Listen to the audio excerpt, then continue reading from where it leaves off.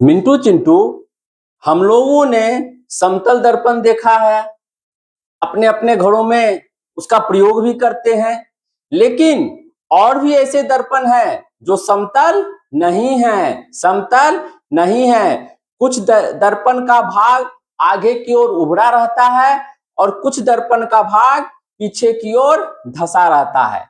चलिए आज हम चर्चा करते हैं गोलीय दर्पण की। किसकी चर्चा करते हैं? गोलीय दर्पण की। अब आप कहेंगे कि यह गोलीय दर्पण क्या है, यह गोलीय दर्पण क्या है? चलिए बताते हैं कि गोलीय दर्पण क्या है। जब दर्पण का परावर्तक सतह किसी गोले का एक भाग हो तब वह दर्पण गोलीय दर्पण कहलाता है। कहने का मतलब ये हो गया कि दर्पण जो है कहता है जब दर्पण का परावर्तक सतह, ठीक है, जब दर्पण का परावर्तक सतह, अब देखिए एक गोला हमने लिया, इधर इसका परावर्तक सतह सामने से बना देते हैं, ठीक है। अब कहता है जब दर्पण का परावर्तक सतह एक गोले का एक भाग हो तो उस दर्पण को क्या कहते हैं? गोलीय दर्पण कहते हैं। देखिए इस गोला को हमने मिटा दिया तो ये परावर्तक सतह हो गया। ये दर्पण का जो है इस तरफ से इस तरफ का भाग क्या हो गया? परावर्तक सतह। और ये दर्पण का पीछे का भाग हो गया, पीछे वाला भाग, और यह हो गया सामने वाला भाग परावर्तक सतह। वही कहता है जब दर्पण का परावर्तक सतह किसी गोले का एक भाग हो तो उसे गोलीय दर्पण कहते हैं। अब गोलीय दर्पण इस तरह से भी परावर्तक सतह हो सकता है। अब गोले का इस तरफ का भाग हम लेते हैं, देखिए इस तरफ भी गोले का एक भाग है। देखिए इसका परावर्तक सतह इस तरफ बनाए पीछे, इसका परावर्तक पेट की तरफ बना देते हैं। इसका परावर्तक सतह पेट के तरफ अंदर से बना देते हैं। अब इसका परावर्तक सतह इस तरफ हो गया,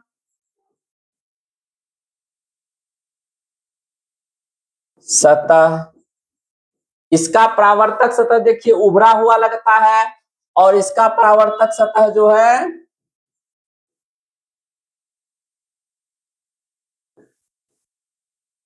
पीछे धसा हुआ लगता है।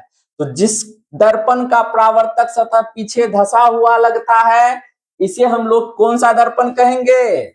अवतल। इसे कौन सा दर्पण कहेंगे? अवतल दर्पण। और जिसका परावर्तक सतह उभरा हुआ लगता है इसे हम लोग कहेंगे उत्तल दर्पण।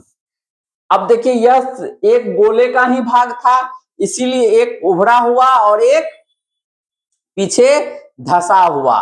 तो जो धसा हुआ भाग है उसे कौन सा दर्पण कहेंगे? अवतल दर्पण। जब दर्पण का परावर्तक सतह उस गोले की केंद्र की ओर हो तो अवतल दर्पण कहलाता है। अब देखिए ये जो गोला हमने लिया था, ये जो गोला हमने लिया था, इस गोला का केंद्र कहां होगा? यहां होगा। तो कहता है कि जिस दर्पण का परावर्तक सतह उसके केंद्र की ओर हो, अब इसका परावर्तक सतह इस ओर है, इसका केंद्र कहां है? यहां, यानी इस ओर केंद्र है। तो जिस दर्पण का परावर्तक सतह उसके केंद्र की ओर हो वह दर्पण अवतल दर्पण कहलाएगा।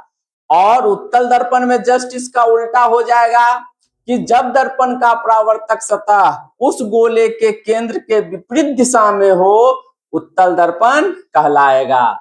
जब दर्पण का परावर्तक सतह उस गोले के, ये गोले का एक भाग है, अब इसका केंद्र किधर है? इस ओर है केंद्र, यहां केंद्र है, इस ओर केंद्र है। कहता है जब परावर्तक सतह केंद्र के विपरीत दिशा में हो, ये परावर्तक सतह इस दिशा में है इसका और केंद्र इस दिशा में है, यानी केंद्र के विपरीत दिशा में हो तो उस दर्पण को क्या कहेंगे? उत्तल दर्पण कहेंगे। यानी कि जब गोल दर्पण का परावर्तक सतह उसके केंद्र के विपरीत दिशा में हो तब उस दर्पण को क्या कहेंगे? उत्तल दर्पण कहेंगे। ठीक है, ऐसे जान लो, पेट निकला हुआ उत्तल दर्पण, पेट पचका हुआ अवतल दर्पण। सेठ जी उत्तल दर्पण, सेठ जी का सबका पेट निकला हुआ रहता है ना। मजदूर भाई साहब, मजदूर भाई, ये अवतल दर्पण। मजदूर भाई का इतना मेहनत करते हैं कि पेट उन लोगों का अंदर धसा हुआ रहता है। कोई दिक्कत? अब देखिए दर्पण में कौन कौन सा चीज है। ये दर्पण जो है इसमें क्या क्या है, ठीक है। देखिए इस गोले का भाग है दर्पण, ठीक है, ये हो गया अवतल और ये गोला का ये भाग अंदर से कर दिए तो ये हो जाएगा उत्तल। ठीक है, ये गोले का भाग है, बीच बीच से गोला काट देते हैं। गोला का भाग है। अब देखिए इसमें क्या क्या रहता है। तो सबसे पहले हो गया वक्रता केंद्र। जो गोलीय दर्पण में होता है उसमें एक वक्रता केंद्र होता है, चाहे अवतल लीजिए, चाहे उत्तल लीजिए, चाहे अवतल लीजिए। तो वो वक्रता केंद्र किसको कहते हैं? कि जिस गोले का यह दर्पण भाग है उस गोले का जो केंद्र होगा उसको वक्रता केंद्र बोलेंगे, वक्रता केंद्र बोलेंगे। यानी कि यह इस गोलीय दर्पण का सेंटर हो गया, इसको क्या कहेंगे? वक्रता केंद्र कहेंगे। अब दूसरा हो गया ध्रुव। यानी कि ये जो दर्पण है, ये जो दर्पण है, इस दर्पण के बीच का जो भाग होगा वह क्या कहलाएगा? ध्रुव कहलाएगा। क्या कहलाएगा? ध्रुव। ये दर्पण का जो बीच का भाग है यह क्या कहलाएगा? ध्रुव कहलाएगा। ठीक है, ये दर्पण इतना बड़ा है, इसके बीचों बीच का भाग क्या कहलाएगा? ध्रुव। ये दर्पण इतना बड़ा है, इसके बीचों बीच का भाग क्या कहलाएगा? ध्रुव कहलाएगा। अब है वक्रता त्रिज्या। अब क्या है? वक्रता त्रिज्या। कहता है गोलीय दर्पण में, एक गोलीय दर्पण इधर भी है जिसको अवतल कहते हैं, एक इधर है जिसको उत्तल कहते हैं। कहता है गोलीय दर्पण में चाहे अवतल हो चाहे उत्तल हो, गोलीय दर्पण में ध्रुव से वक्रता केंद्र की जो दूरी है उसको क्या कहेंगे? वक्रता त्रिज्या कहेंगे। क्या कहेंगे? वक्रता त्रिज्या। यानी कि ये ध्रुव है,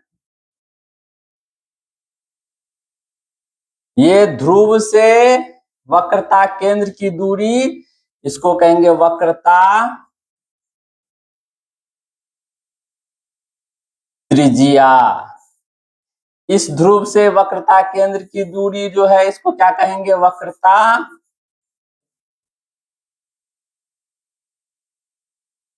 त्रिज्या। स्पष्ट है, गोले का भाग है, केंद्र और परिधि के परिधि का जो लाइन बनेगा उसके बीच की दूरी को क्या कहेंगे? वक्रता त्रिज्या कहेंगे। अब उसके बाद आता है प्रधान अक्ष। क्या है? प्रधान अक्ष। कहता है ध्रुव और वक्रता केंद्र को मिलाने वाली रेखा को क्या कहेंगे? प्रधान अक्ष कहेंगे। यानी कि वक्रता केंद्र और ध्रुव से जो एक रेखा मिलती है उसको क्या कहेंगे? प्रधान अक्ष कहेंगे। क्या कहेंगे? प्रधान अक्ष कहेंगे। प्रधान अक्ष किसको किसको मिलाता है? ध्रुव को और वक्रता केंद्र को, ध्रुव और वक्रता केंद्र को। ये हो गया आपको प्रधान अक्ष, प्रधान अक्ष, ये हो गया आपको प्रधान अक्ष। दोनों को मिला दिए, वक्रता केंद्र और ध्रुव को मिला दिए, क्या हो गया प्रधान अक्ष। अब प्रधान अक्ष समझ गए। अब है फोकस। अब क्या है फोकस। जरा जरा सा इसको मिटा देते हैं।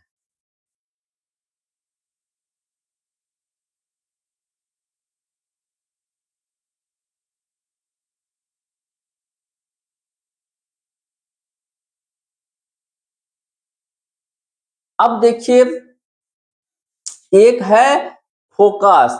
फोकस किसको कहते हैं कि प्रधान अक्ष, ये जो प्रधान अक्ष है इसके समानांतर अगर कोई किरण पुंज आती है और उस दर्पण से टकरा करके जिस प्रधान अक्ष के जिस बिंदु को काटती है या जिस बिंदु पर मिलती है उस बिंदु को क्या कहेंगे फोकस कहेंगे। यानी कि ये प्रधान अक्ष है, ये आपको प्रधान अक्ष है। पहले उत्तल में देख लेते हैं। प्रधान अक्ष के समानांतर किरण आया, ठीक है, ये प्रधान अक्ष के समानांतर किरण पुंज आया, परावर्तित होकर के इधर गया। अब इसको पीछे बढ़ाने पर ये प्रधान अक्ष को जिस बिंदु पर काटेगी उस बिंदु को क्या कहेंगे फोकस कहेंगे। क्या कहेंगे फोकस। अब अवतल दर्पण में भी देखते हैं प्रधान अक्ष के समानांतर ये प्रधान अक्ष हो गया,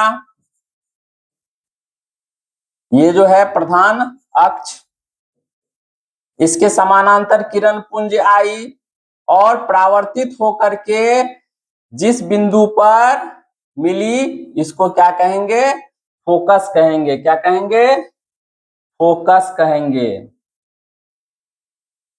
इसको इस बिंदु को फोकस कहेंगे, इस बिंदु को क्या कहेंगे फोकस कहेंगे। समझ में आ गया। अब देखिए फोकस दूरी किसको कहेंगे। गोलीय दर्पण में ध्रुव से फोकस के बीच की दूरी को क्या कहेंगे फोकस दूरी कहेंगे। देखिए इस गोलीय दर्पण में ध्रुव यहां है, यहां से यहां तक की दूरी को ये ध्रुव है, ध्रुव से फोकस के बीच की दूरी को क्या कहेंगे फोकस दूरी कहेंगे। इस ध्रुव से इस फोकस के बीच की दूरी को क्या कहेंगे फोकस दूरी कहेंगे। ठीक है, फोकस दूरी समझ गए। अब चलते हैं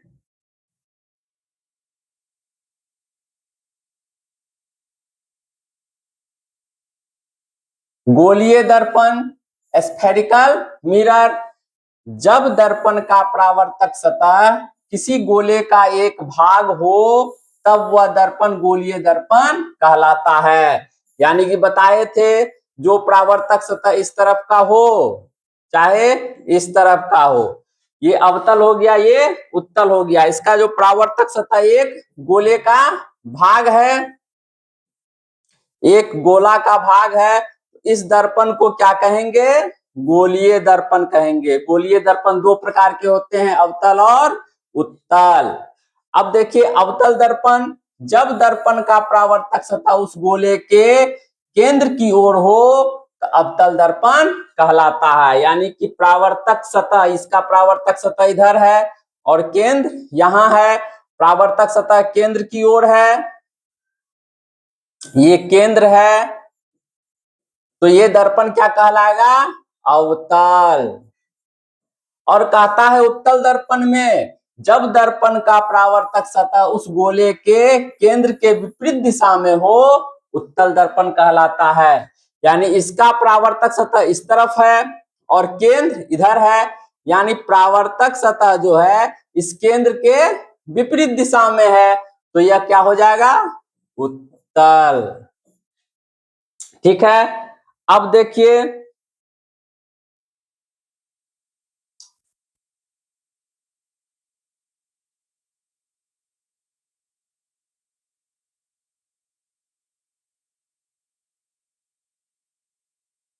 वक्रता केंद्र, गोलीय दर्पण जिस गोले का भाग होता है उस गोले के केंद्र को वक्रता केंद्र कहते हैं। इसको क्या कहेंगे?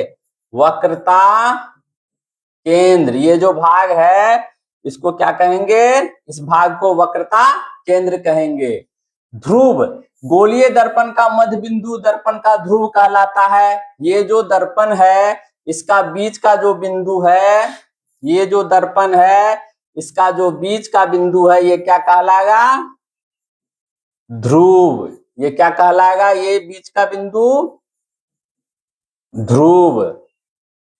वक्रता त्रिज्या, गोलीय दर्पण के में ध्रुव और वक्रता केंद्र के दूरी बीच की दूरी को वक्रता त्रिज्या कहते हैं। ये ध्रुव से लेकर के वक्रता केंद्र की दूरी को वक्रता त्रिज्या। समझ गए? प्रधान अक्ष, ध्रुव से वक्रता केंद्र को मिलाने वाली रेखा को प्रधान अक्ष कहते हैं। यानी कि ये वक्रता केंद्र को ध्रुव से मिला दिए, ये रेखा क्या हो गया? ध्रुव को वक्रता केंद्र से मिला दिए, ये रेखा क्या हो गया? प्रधान अक्ष। अब देखिए फोकस।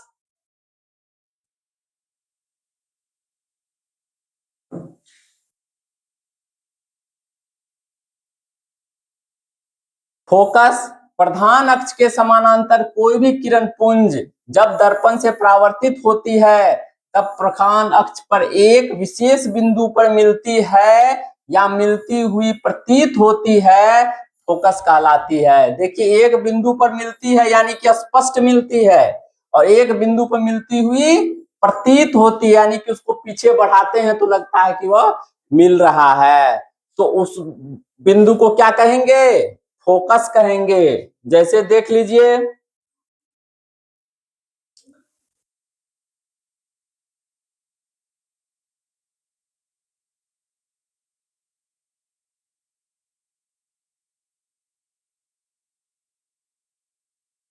देखिए पहले हम अवतल दर्पण में देख लेते हैं। समानांतर रेखा किरण आई प्रधान अक्ष के और आकर के एक बिंदु से जाती है। कोई भी समानांतर कहीं से आएगी वह एक बिंदु से ही जाएगी। जिस बिंदु पे टकराएगी इसको क्या कहेंगे? फोकस। ठीक है, अब उत्तल दर्पण में भी देख लेते हैं। उत्तल दर्पण में समानांतर रेखा आई, टकरा करके इस दिशा में चली गई, लेकिन बढ़ाने पर जिस बिंदु पर मिलती है, समानांतर रेखा आई और इस दिशा में चली गई, बढ़ाने पर जिस बिंदु पर मिलती है उसको क्या कहेंगे? फोकस। देखिए यहां मिलती नहीं है, यहां मिलती हुई प्रतीत होती है, लेकिन अवतल दर्पण में सीधे मिल जाती है। तो यह जो मिलती हुई प्रतीत होती है या मिलती है उस जगह को क्या कहेंगे? उस बिंदु को फोकस कहेंगे। अब है फोकस दूरी। गोलीय दर्पण में ध्रुव से फोकस के बीच की दूरी को फोकस दूरी कहेंगे। ये गोलीय दर्पण है और ये यहाँ पे ध्रुव है और यहाँ पे फोकस है और यहाँ ध्रुव है। इस के बीच की दूरी को क्या कहेंगे? फोकस दूरी कहेंगे। ठीक है, समझ में आ गया? गोलीय दर्पण किसे कहते हैं? अवतल दर्पण किसे कहते हैं? उत्तल दर्पण किसे कहते हैं? वक्रता केंद्र किसे कहते हैं? ध्रुव किसे कहते हैं? वक्रता त्रिज्या किसे कहते हैं? प्रधान अक्ष किसे कहते हैं? फोकस और फोकस दूरी किसे कहते हैं? समझ गए? कोई दिक्कत?